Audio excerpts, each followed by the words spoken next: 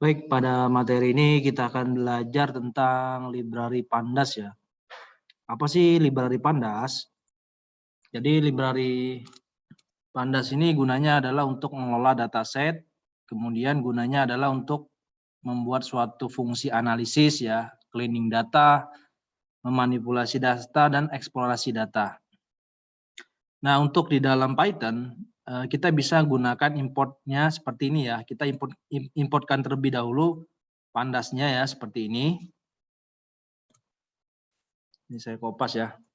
Nah, kalau misalkan belum terinstall ya, atau package-nya belum ke download, silakan dilakukan download terlebih dahulu library Pandasnya seperti ini. Nah, nanti install package Pandas. Nah, kalau misalkan sudah berhasil, dia tampilannya seperti ini ya, tidak ada merahnya ya. Kalau misalkan udah berhasil di download ya. Nah, misalkan saya punya dataset ya seperti ini ya. Datasetnya ada nama, kemudian IPK. Namanya ada Afriansa, ada Doni Saputra, ada Riyadi. Kemudian IPK 3,3, 2,77, 3,85. Nah, panjang jumlah data ini itu harus sama ya, antara nama dan IPK itu jumlahnya harus sama. Kalau ini misalkan jumlahnya ada 3, di IPK juga ada 3, jumlah datanya ada 3 ya.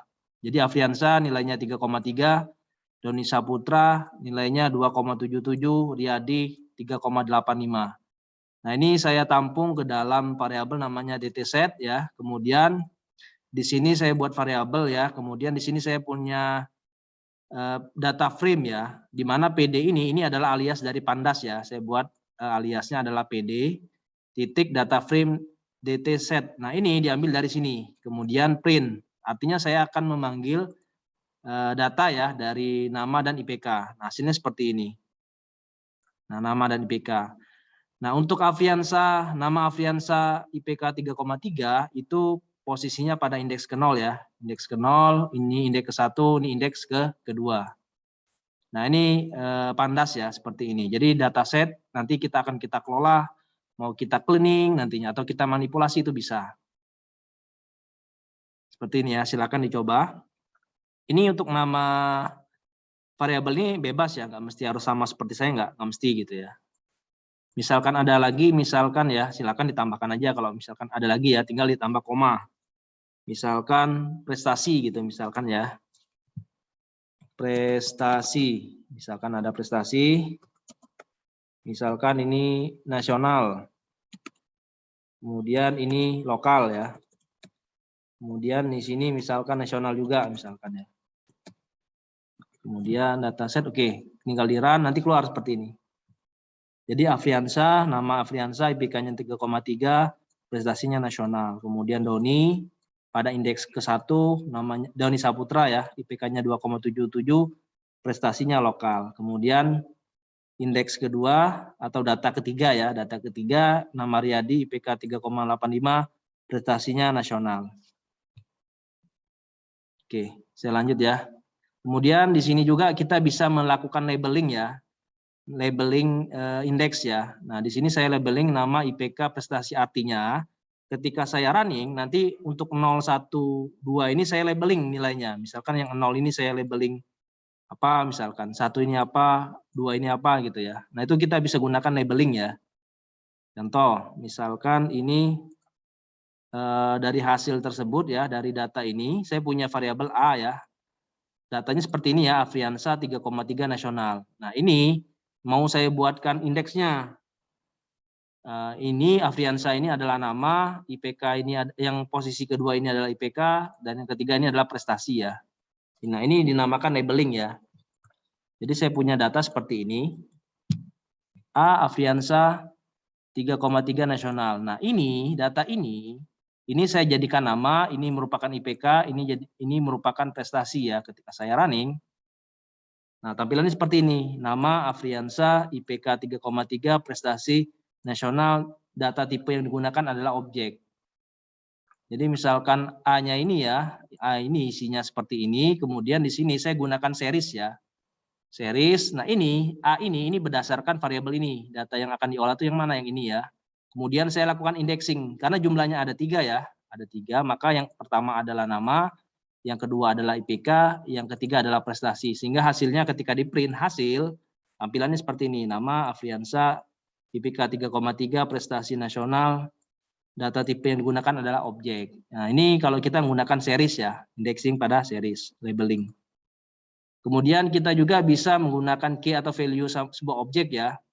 Jadi saya punya nilai sistem cerdas, ujian 1 nilainya ini 89,2, ujian 2 70,5, ujian 3 55,5. Kemudian saya buat seriesnya nilai SC. Nah, nanti ketika saya run ya, ini kan codingannya seperti ini ya. Jadi saya punya variabel nilai SC, di mana nilai SC ini mempunyai isian ya, ujian 1 89,2, ujian 2 7,5, kemudian ujian 3 55,5. Kemudian saya gunakan series ya, sama seperti tadi. Saya libatkan nil LSC yang ini ya, kemudian saya print hasilnya. Nanti ketika saya running, nah hasilnya seperti ini, sama seperti yang tadi ya, dia otomatis ujian 1 nilainya ini, ujian 2 nilainya ini, ujiannya 3 ini, tipenya adalah float, berarti bilangan float ya, floating number ya, karena nilainya pakai koma ini ya. Nah seperti ini, nah ini ya, seperti ini. Kemudian kita juga bisa menampilkan data ya berdasarkan kategori tertentu. Misalkan ini ya saya kopas ya. Di sini saya copy, saya pastekan. Nah, di sini saya punya nilai ya, ujian 1, ujian 2, ujian 3. Nah, pada data ini yang ingin saya tampilkan adalah ujian 1 dan ujian 3. Ujian 2-nya tidak saya panggil. Nah, sintaknya seperti ini. Tinggal hasil sama dengan pd.series, kemudian data yang mau diambil itu yang mana, variabelnya yang ini, kemudian indeks sama dengan, nah dari nama yang ini, yang mana yang mau dipanggil, yang ujian 1 dan ujian 3 misalkan ya, berarti ujian 2-nya nggak dipanggil, maka yang dipanggil adalah ujian 1 dan ujian 3. Nah kalau misalkan ternyata ini salah ketik ya, misalkan 4, nah 4 ini kan tidak ada di dalam sini ya, nanti hasilnya adalah none. Nah seperti ini, artinya tidak ada di dalam ini gitu. Dalam indeks ini nggak ada gitu. Makanya hasilnya adalah none gitu ya. Oke, saya lanjut lagi. Kemudian kita juga bisa mengambil data ya dengan menggunakan log ya, sintak log. Misalkan 0,1, saya punya dataset nama dan IPK ya. Namanya seperti ini, ada 3 nama, kemudian IPK-nya seperti ini. Dan di sini saya punya log 0,1. Artinya saya akan mengambil data yang ini dan ini. Coba kita tampilkan ya. Ini saya copy. Kemudian saya paste ke sini ya. Saya paste. Nah, ketika saya running, data yang muncul adalah Afriansa dan Doni. Artinya nilai 0 dan 1 yang saya ambil. 0 dan 1. Misalkan 1 dan 2 bisa nggak? Bisa. Misalkan 1 dan 2 saja misalkan. Berarti yang dipanggil adalah si Doni dan Riyadi. Ya, dia berdasarkan indeks ya. Berarti indeks ke-1 dan indeks ke-2. Doni dan Riyadi dengan nilai, kalau Doni nilainya 2,77, kalau Riyadi nilainya 3,85. Hasilnya seperti ini. Nah, yang ini kita bisa gunakan log. Atau misalkan hanya satu data, itu bisa juga ya. Misalkan yang saya mau panggil log ke 0 misalkan, itu bisa. Ininya saya hapus ya, ini saya hapus. Tinggal 0 misalkan ya. Berarti yang kepanggil adalah Afriansa 3,3. Nah, seperti ini ya, Afriansa 3,3 gitu ya. Nah, kalau misalkan lebih dari 1 bisa seperti ini ya. Misalkan lebih dari 1 dan 2 yang mau saya ambil lah seperti ini.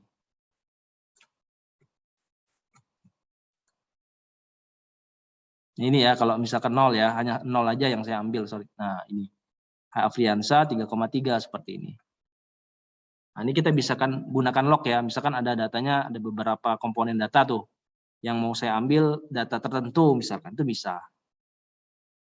Atau mau semuanya misalkan, bisa. Atau misalkan 0 dan 3 saja misalkan, 0 dan 2 misalkan, ini bisa. Berarti yang keluarnya adalah Afriansa dan Riyadi. Afriansa IPK-nya 3,3, Riyadi IPK-nya adalah 3,85 ya. Nah ini ya, kalau yang saya panggil adalah 0,2. Nah ini kita bisa gunakan log ya, log. Kemudian kita juga bisa mengambil data ya, jadi saya punya data formatnya adalah CSV ya. Data tersebut mau saya panggil.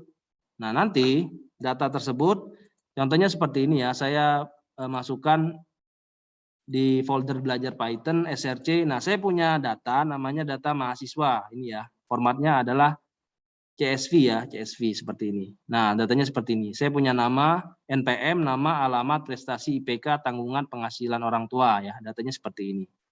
Nah, data ini mau saya ambil gitu ya. Itu kita bisa gunakan read CSV kalau di Python ya. Jadi ini ketika saya panggil ya. Ini ya. Nah, ini.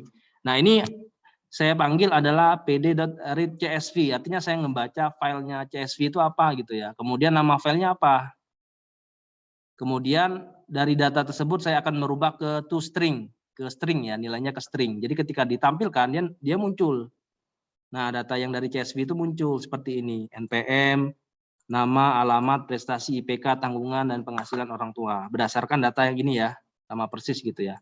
Kalau yang ini adalah indeksnya, indeks ke 0, 1, sampai 5. Nah, ini cara untuk membaca data dari CSV. Selain format CSV, kita juga bisa melakukan format JSON ya. Misalkan saya punya data JSON seperti ini ya. Data JSON-nya seperti ini. Saya buka ya. Nah, data JSON-nya seperti ini. Saya punya nama gitu ya, kemudian alamat, kemudian prestasi, kemudian IPK. Nah, data JSON ini mau saya ambil, mau saya baca ke dalam sistem, itu bisa. Tinggal kita rubah di dalam sini, kita rubah read-nya adalah JSON di sini. Kemudian nama file JSON-nya apa gitu, itu bisa. Ini ya, nah ini. Tinggal rubah aja read JSON gitu ya. Saya paste nama filenya apa, misalkan data mahasiswa JSON ya, ketika saya run, maka keluarannya seperti ini. Nah, nama, alamat, prestasi, IPK, sesuai dengan data JSON tersebut. Nah, ini ya, ini. Nama, alamat, prestasi, IPK ya, seperti ini, IPK. Kemudian tinggal saya panggil, ininya di codingannya adalah read_JSON, nama filenya apa gitu ya, seperti ini.